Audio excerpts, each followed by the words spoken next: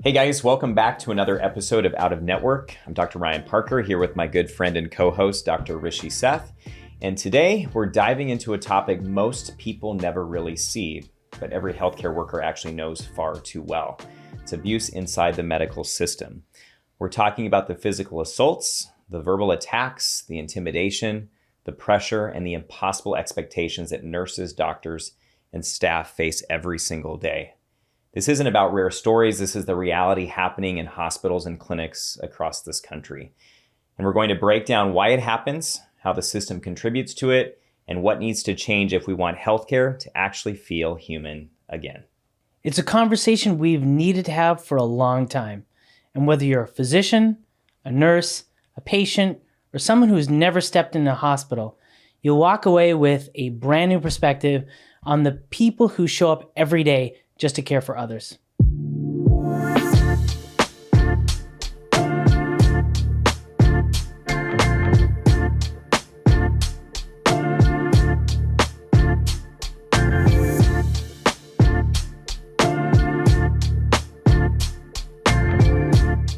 Hey guys, welcome to another episode of Out of Network. I am back in the studio with my good friend Dr. Seth here. It's good to be back in Tampa, buddy. I missed you in Vegas. It's so good to have you. The last two episodes, so it's good to be back here in Tampa, even though it is a little bit colder here than in Vegas. I'll tell you that. I'm supposed to be in the Florida climate, right? It's a little chilly here today. For those who are not aware, Florida's experiencing the polar vortex. I think it was like 52 this morning. I saw my breath this morning. I haven't seen that in a long time. So anyway, it's good to be here. One of the things I wanted to talk about in getting feedback from listeners is, we hear this topic on abuse in healthcare and what does that really mean?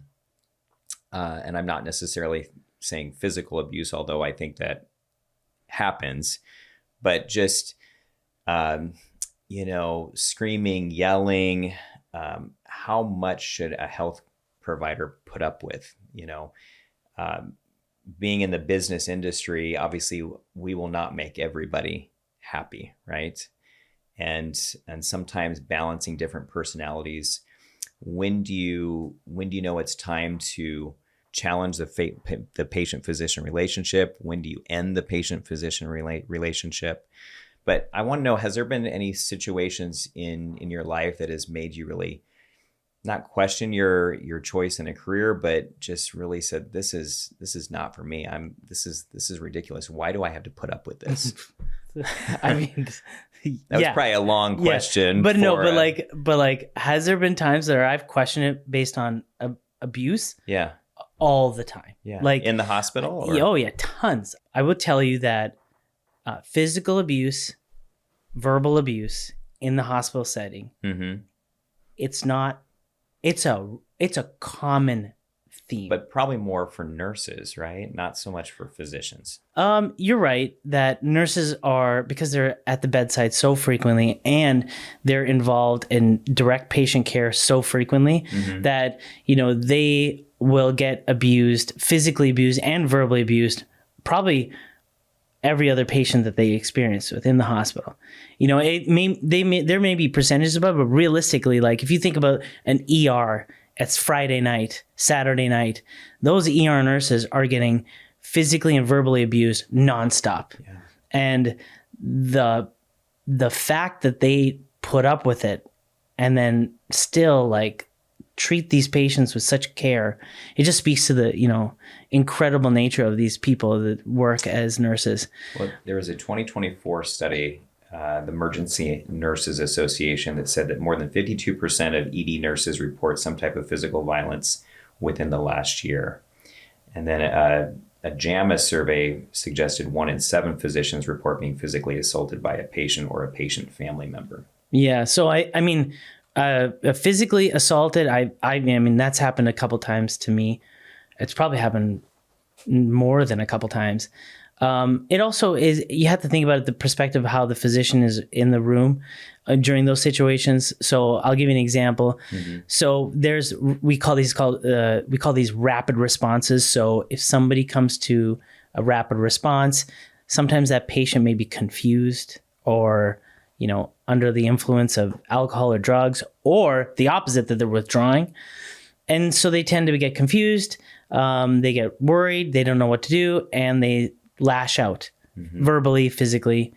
So it's not often that the physician is like holding at the bedside, but there's been a bunch of times that, you have to do what you have to do and help the staff help with it. So I've gotten a leg to the head once. Wow. I've gotten a couple slaps to the face. It's more for these patients that just aren't aware that they're so sick that just cognitively they're just not aware, and like delirium. A little delirium. Yeah. So sometimes, like, I remember there was an 80-year-old lady who was delirious, and she just looked at me and didn't say a thing and just boom, hit me. Now, she didn't know what was going on. She was very confused. And so that's just, it happens. Yeah.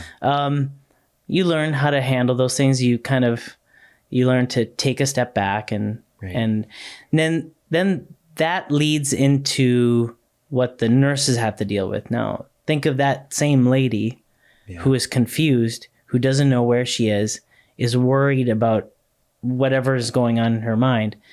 And then the nurse is trying to give her medications, or trying to feed her, or trying to change her, or get her to use the restroom. Those are all fearful moments for that that person. So, there's that perspective. Yeah. I would say that happens just as frequently as the opposite side, which is physical abuse from rude and difficult patients. I think you have to delineate, is it truly patients who are sick that just may not be in their right frame of mind, that are acting out, lashing out? They're in a strange environment. They have strangers coming in and they're just lashing out, as opposed to those patients that just have a really bad attitude, maybe not getting what they want. They may have an agenda. I know the stereotypical drug seeking behavior, right? And when we put our foot down to say, no, we are not going to fill your oxycodone, I think there's two different perspectives of those patients, right? That's the difficult part of the hospital. A patient will come to the ER for whatever reason. It could be abdominal pain. It could be something. It could be withdrawals, right? So they'll come into the ER, they'll have their chief complaint, and they'll say to the doctor, to the nurses, what their concerns are. The doctor and nurses will then say, is this a legit issue that needs to be taken care of? Or is this not necessarily a severely critical issue, and that they can potentially get discharged from the ER? Let's say they get admitted from the ER into the floor. Well, that means that 2 or 3 doctors have reviewed this case and say, okay, this is a legitimate issue. For example, they have a pneumonia, or they have an infection of some sort. Well, we have to admit them to the hospital. We have to take care of them. We have to admit them and give them IV antibiotics, or whatever it is. The problem that we run into in those cases is those patients also may have an agenda of trying to get whatever they're needing. Some type of secondary gain. Right. And that does happen a lot. And the verbal and physical abuses that staff get from those patients are real. Yeah. And when you deny the patient from getting those medications for secondary gain, like unnecessary narcotics, then they get verbally and physically aggressive, and that is a difficult thing to manage. I have seen it just, it's been a while. It's been 13 years since I graduated from a residency program, and yes, I would say I've had those situations come up, and we've dealt with it. It always seemed to me that we had to almost accept the abuse in a way, right? That it was just part of the training. You're managing and dealing with multiple personalities. You just have to deal with it. But I always was thinking, where is the accountability? Yes, I can understand the little old lady that's delirious. Yeah, I can go into the room and be called names. It's okay. But the young man who may not be getting his way because we didn't fill his oxycodone prescription to either throw out slurs or could be physically abusive, like, why are we tolerating that? And are we tolerating that? So where is the fine line? And do physicians, you're in administration, do physicians have a right not to treat, right? Yeah. At what point do you say, this is done? I'm not going to accept this. I can't take care of you. Yeah. I feel like you're damned if you do and damned if you don't. If you don't take care of this patient, then it's patient abandonment. But yet we still have to sit there and take the physical abuse. So I used to struggle with this a lot. And when I used to work on the ethics committee in the hospital that I was at, we would used to get a lot of written complaints and from nurses saying, I'm getting verbally abused by so-and-so and nothing is being done about it. Right. And they're totally right. And so then we would go back to their nurse leadership and say, so what's the reason? What's going on? So it would require a collective amount of conversation. Then we'd bring it up to their managers. Then we bring it up to administration. And eventually, there were many cases where the patient was reprimanded and recommended that if they don't change their ways, they're welcome They're not going to be seen they're anymore. not. Yeah, that they're going to be recommended to leave the hospital. Oftentimes they get changed, but it's not like that behavior goes away and then it comes back the next time they are admitted to the hospital.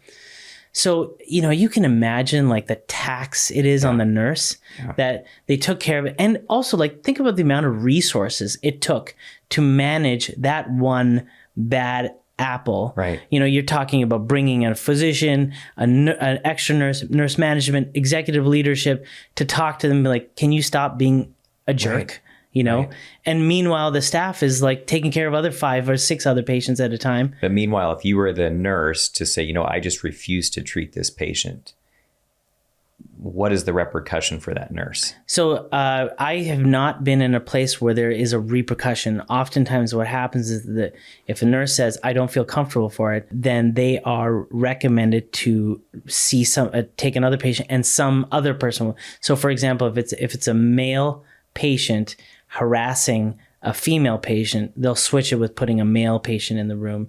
And oftentimes it de-escalates things. There was a case in Michigan, actually went to the Supreme Court, where a female nurse felt that she was not able to change the room. I think what was happening was she was an African-American female who was being verbally harassed by a patient with racist comments. And she kept bringing it up to the staff and to her leadership, I don't feel comfortable taking care of this patient. I want to be put into a different room. And from what I understand, the staff leadership did not abide by it. And so she actually sued the hospital and she won, but then it went to Michigan Supreme Court. I don't know if that actually ever advanced, but the point is that's a real issue. That's a liability for the corporation too. I mean, you have an obligation to protect your employees, right? And yes, you have an obligation to take care of patients. I think it's a very fine line in a corporate setting, right? I think there are definitely those rules and obligations that you have for a patient that we need to follow and abide by. But I'm very quick to end a patient's contract if they are rude or demeaning, especially to my staff, because I really subscribe to the philosophy that the customer is not always right. There was a great book that I read by Gordon Bethune, who used to be the old CEO of Continental Airlines. And in his first paragraph, he talks about the reason Continental Airlines became one of the worst airlines in the 1980s, 90s to a premier airline was because he stopped putting the customer first. He basically said, I'm going to put my staff number one. I'm going to treat them well. I'm going to give them promotions. I'm going to let their voices be heard. And you could see what Continental Airlines did in the late 90s, early 2000s. And I kind of subscribe to that same philosophy that if you are rude before the hire, it's going to be bad after the hire, right? And with patients, I think you really have to set those expectations right away. Because if they are allowed to get away with bad behavior, it's only going to escalate further and further and further. Have you ever had any examples of tough situations? Yeah. I mean, actually, fairly recently, there was a patient I've taken care of for the last 10 years. And, 10 years ago when I was starting my practice, I was wanting to get any and every patient I could. I didn't care.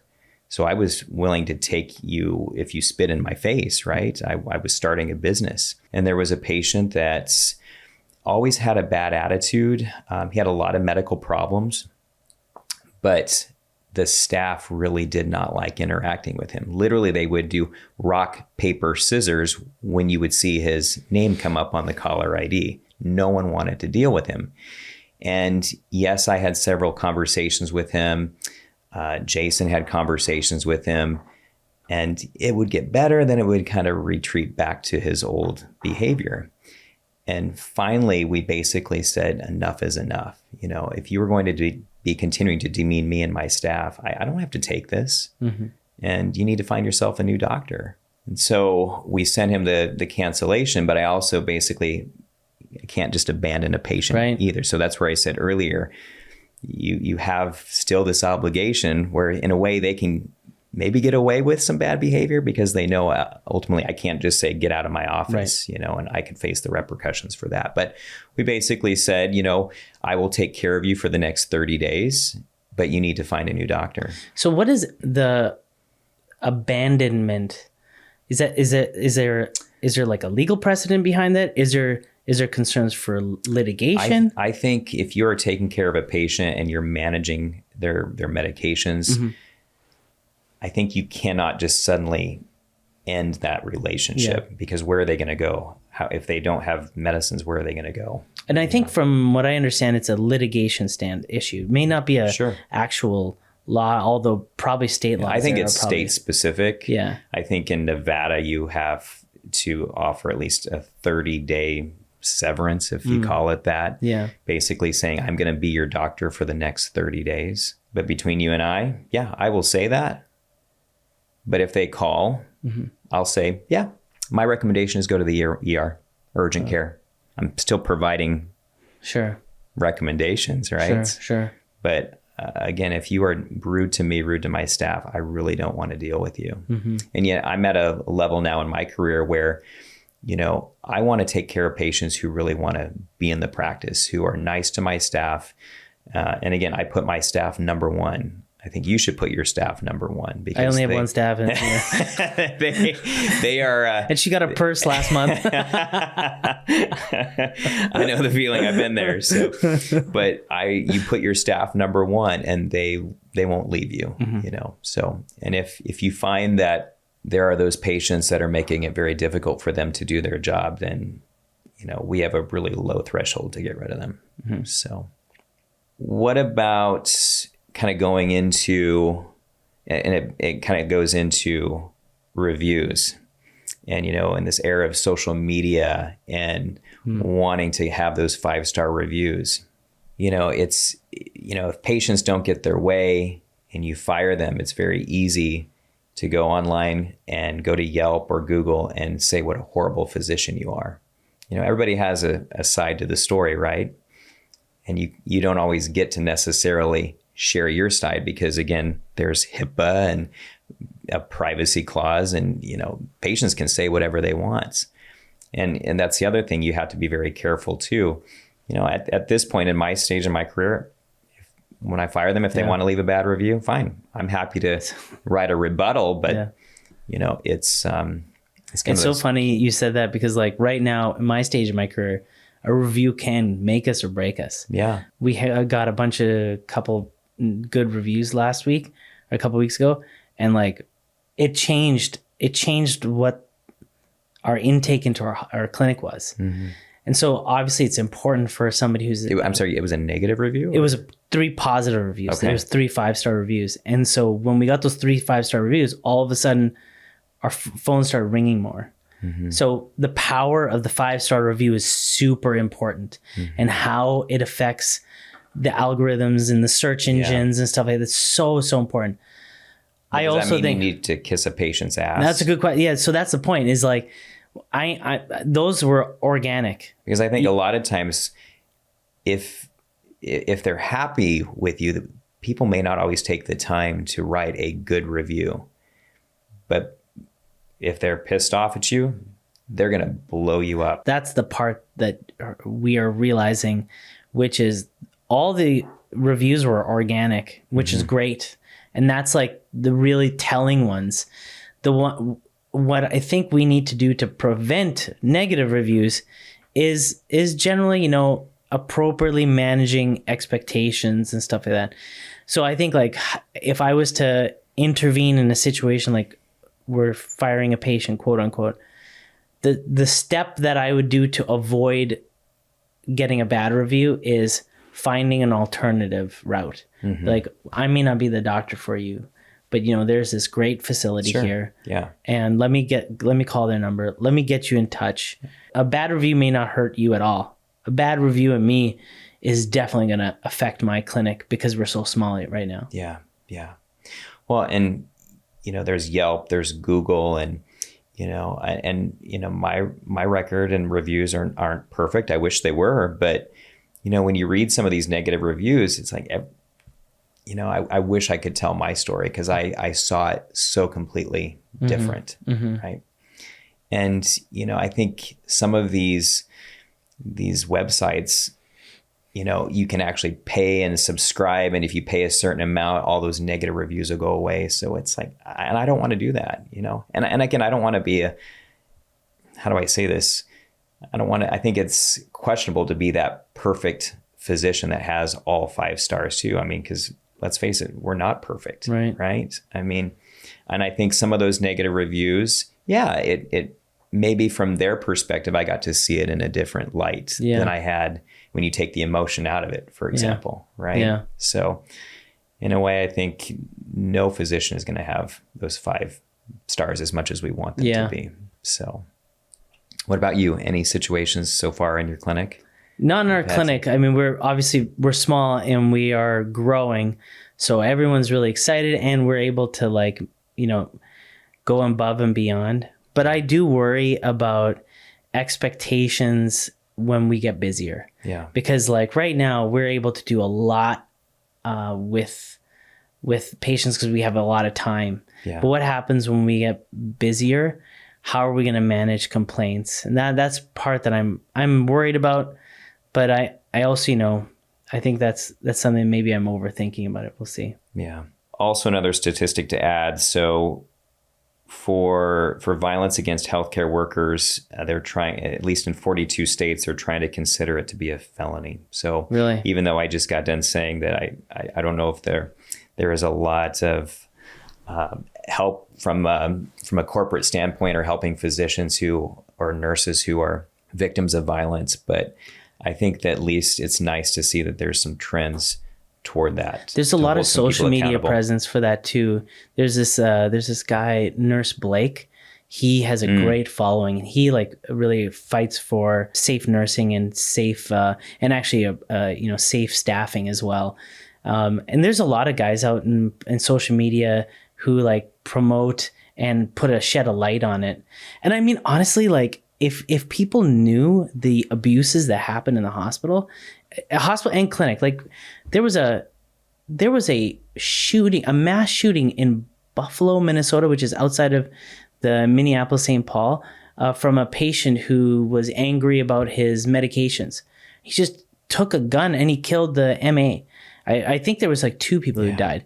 I mean, that blows my mind, that a poor MA who had nothing to do with it was caught in the crossfires because of a patient who was disgruntled for whatever reason. Yeah. It could have been a reasonable reason, but that's the unfortunate situation.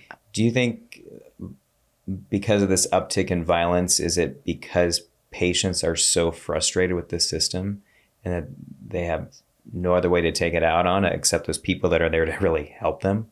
I think there's the 2 longer ways. Wait times and the staff shortages. What do you think? I think there's 2 answers to that. One is, yes, they're frustrated with the system, medicine, everything. Mm-hmm. The other way is, I think sometimes they're if I yell loud enough or if I stomp hard enough, I'll get my way. Mm-hmm. So I think there's 2 ways about that. And we see both of them really equally. In the hospital, you see so many different personalities.